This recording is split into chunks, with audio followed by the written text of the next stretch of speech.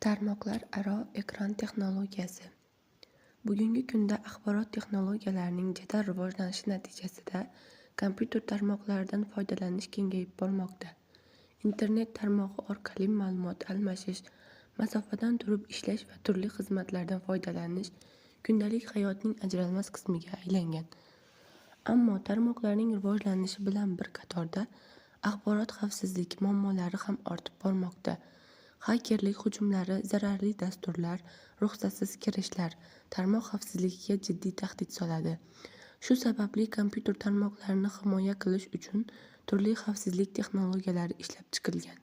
Ulardan eng muhimlaridan biri tarmoqlar aro ekran texnologiyasi, ya'ni firewall hisoblanadi. Firewall ichki tarmoqni tashqi tarmoqdan himoya qilish uchun xizmat qiladi. U tarmoqlar o'rtasida xavfsizlik nazoratini amalga oshiradi hamda ma'lumotlar oqimini filtrlaydi. Tarmoqlar aro ekran bu kompyuter tarmog'ini ruxsatsiz kirishdan himoya qiluvchi apparat yoki dasturiy vosita hisoblanadi.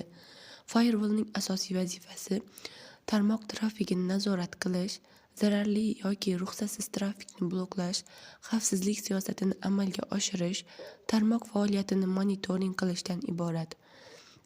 Firewall ichki tarmoq bilan tashqi tarmoq o'rtasida himoya devori vazifasini bajaradi. Tashkilotni ichki tarmoq internet bilan ulangan bo'lsa, firewall orqali barcha trafik tekshiriladi va faqat ruxsat berilgan ma'lumotlar o'tishiga imkon beriladi. Firewall texnologiyasi 1980-yillarda paydo bo'lgan. Firewallning rivojlanishi bir necha bosqichlardan iborat. Birinchi avlod firewalli paket filtrlash texnologiyasiga asoslangan. Xususiyatlari IP manzilini tekshiradi, portlarni tekshiradi, oddiy filtratsiya qiladi. Ikkinchi avlod firewalli Stateful Inspection texnologiyasiga asoslangan. Bu texnologiya ulanish holatini nazorat qiladi va paketlarni ketma-ketligini tekshiradi. Uchinchi avlod firewalli Application Level Gateway yoki Proxy Firewall hisoblanadi. Bu turda ilova darajasida tekshiruv amalga oshiriladi. Zamonaviy firewall hozirgi kunda Next Generation Firewall keng qo'llanilmoqda. Firewallning ishlash prinsipi: firewall tarmoq orqali o'tayotgan ma'lumotlarni paketlar ko'rinishida tekshiradi. Tekshiruv parametrlar asosida amalga oshiriladi. IP manzil, port raqami, protokol turi, paket tarkibidan. Firewallda maxsus qoidalar bo'ladi. Misol uchun 80-portga ruxsat berish, 21-portni bloklash, ma'lum IP manzilini taqiqlash. Firewall ushbu qoidalarga asoslanib trafikni boshqaradi. Firewallning asosiy funksiyalari. Firewall asosiy funksiyalarni bajaradi. Bunda trafikni filtratsiya qilish, kiruvchi va chiquvchi ma'lumotlarni tekshiradi, autentifikatsiya, foydalanuvchining kimligini tekshiradi, monitoring, tarmoq faoliyatini kuzatadi, log yozuvlari, barcha tarmoq faoliyatini yozib boradi, VPN qo'llab-quvvatlash, masofadan xavfsiz ulanishni ta'minlaydi. Firewall turlari. Firewalllar bir nechta turga bo'linadi. Paket filtrlovchi firewall eng oddiy firewall turi bo'ladi. Bu IP manzillarni, port, protokollarni tekshiradi. Afzalligi tez ishlaydi, kamchiligi chuqur tekshiruv yo'q. Stateful Inspection Firewall ulanish holatini nazorat qiladi. Afzalliklari yuqori xavfsizlik, trafikni to'liq nazorat qilish.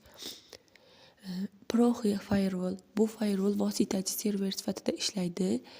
Foydalanuvchi so'rov yuboradi, firewall tekshiradi, serverga uzatadi. Afzalligi juda xavfsiz, kamchiligi tezligi pastroq hisoblanadi. Next Generation Firewall eng zamonaviy firewall turi. Imkoniyatlari: Deep Packet Inspection, antivirus integratsiyasi, antivirus prevention system, application controllarni bajaradi. Firewall arxitekturasi tarmoq tuzilishiga bog'liq. Dual Home Host ikki tarmoqqa ulangan server orqali trafik nazorat qiladi. Screened Host router va firewall kombinatsiyasi orqali himoya amalga oshiriladi. Screened Subnet DMZ zonada quyidagi serverlar joylashadi. Ruxsatsiz kirishni bloklaydi, zararli trafikni filtrlaydi, tarmoq monitoringini ta'minlaydi. Firewallni kamchiliklari noto'g'ri sozlash xavf tug'diradi, barcha hujumlarni to'liq to'xtata olmaydi, yuqori yuklama paydo bo'lishi mumkin. Amaliyotda qo'llanilishi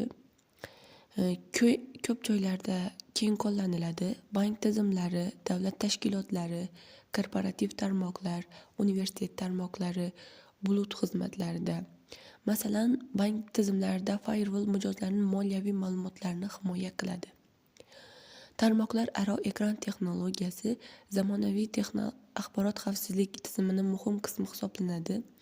Firewall tarmoqni turli tahdidlardan himoya qiladi va xavfsizlikni ta'minlaydi. Hozirgi kunda internet tarmog'i keng rivojlanib borayotganligi sababli firewall texnologiyasidan foydalanish tobora muhim ahamiyat kasb etmoqda. Kelajakda firewall texnologiyasi yanada rivojlanib, sun'iy intellekt va avtomatik xavfsizlik tizimlari bilan integratsiyalanishi kutilmoqda.